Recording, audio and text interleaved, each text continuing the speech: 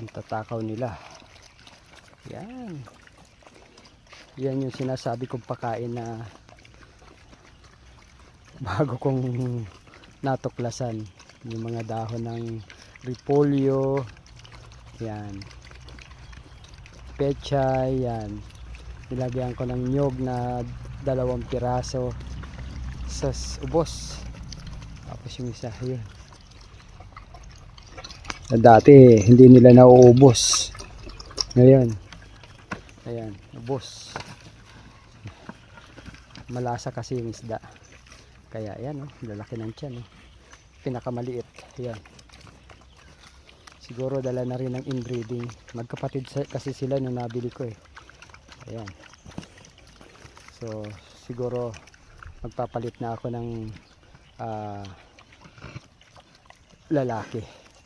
Kaya kailangan kong i-dispose yung isa. Kaya ito. Bilis. Lakas kumain. Ito.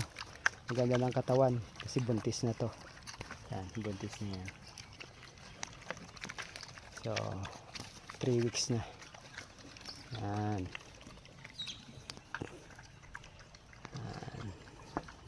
Pagkasarap tingnan. Ang lalakas kumain.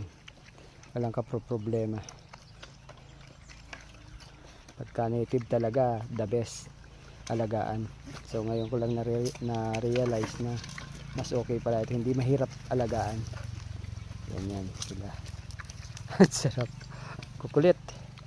Thank you. Happy farming.